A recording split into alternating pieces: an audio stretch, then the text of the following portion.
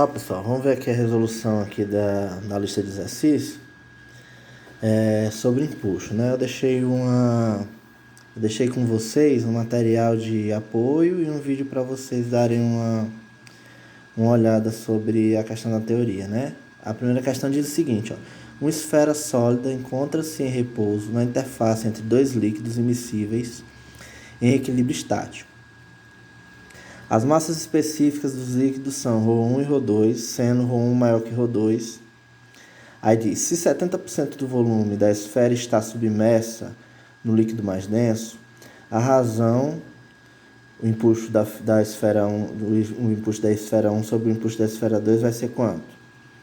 Pessoal, ó, nessa aqui é só a gente lembrar o seguinte, ó, o impulso é uma força que atua contrária à força-peso. Tem 3 formas de medição. Uma delas é a gente lembrar da equação de Torricelli, a outra é a gente lembrar da questão do peso aparente e a outra do volume deslocado. A gente vai utilizar aqui a questão do volume deslocado.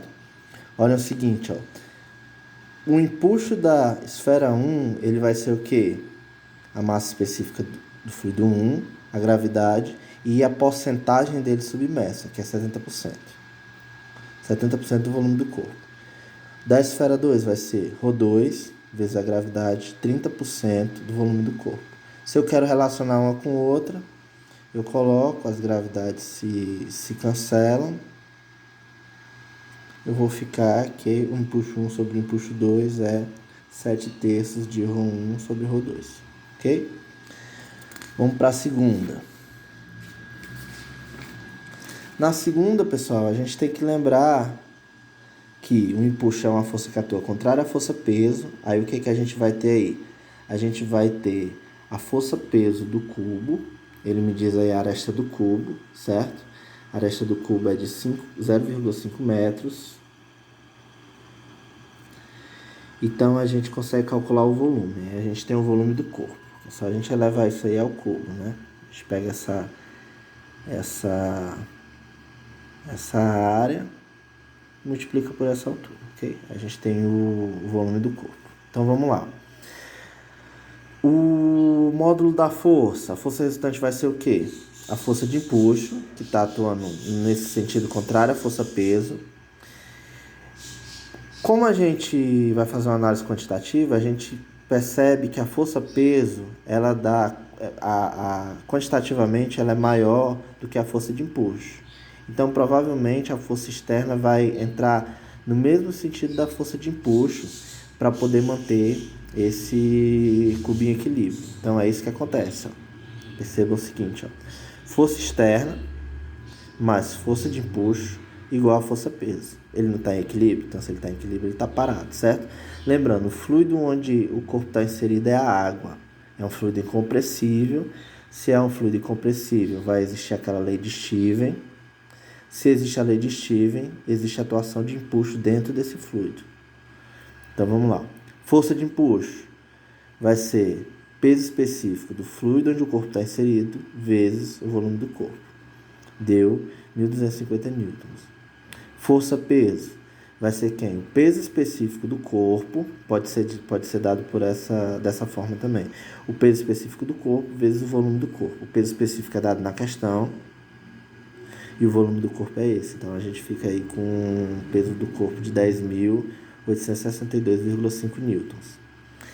E a força externa vai ser justamente a diferença entre essas duas forças, entre a força-peso e a força de empuxo, que é justamente 9.612,5 newtons ou 9,6 kilonewtons. A terceira questão, ela vai ficar para vocês pensarem um pouquinho. Vamos para a quarta. Quarta questão, ó. Lembrando, todas essas questões são questões de empuxo, tá certo? A quarta questão diz o seguinte, ó: um navio de 200 toneladas encontrava-se descarregado, vazio, ao lado da plataforma P40 na Bacia de Campos. Aí ele diz a porcentagem submersa, né? Com cerca de 20% do seu volume submerso. Pronto, ele está vazio. Eu até fiz um desenhozinho aqui, ó. Ele vazio. com 20% do seu volume submerso. Isso aqui vai ser interessante para a gente, essa informação. Após ser cheio de petróleo, ele diz a massa específica do petróleo, o navio passou a ficar 70% submerso, ou seja, vai ter uma segunda situação que ele vai ser cheio, então a porcentagem dele submersa vai ser maior, pelo fato de ser cheio. Então, ele, a grosso modo, a questão está pedindo o quê? Está pedindo justamente o volume desse óleo que encheu o navio para que ele deixasse de estar 20% submerso quando vazio e passasse a ficar 70% submerso quando cheio. Então, ó, primeira situação, primeiro momento, a gente tem o quê? O navio vazio, o peso do navio é igual à força de empuxo, porque ele está em equilíbrio, então ficou massa do navio vezes a gravidade igual ao empuxo. Massa, ele diz aqui, ó, 20 mil toneladas. Aí a gente transforma para quilograma para poder trazer para o sistema internacional. Vezes a atuação da gravidade igual ao empuxo.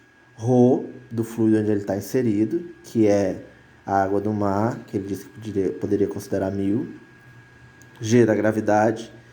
E o volume, a quantidade submersa desse volume. Ou seja, ó, a gente tem a massa, tem as gravidades, tem a massa específica do fluido onde ele foi inserido. Com isso a gente consegue o volume para 20% submerso.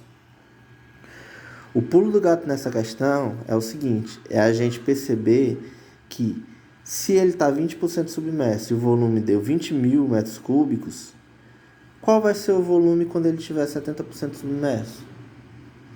O volume para 20% submerso deu 20 mil.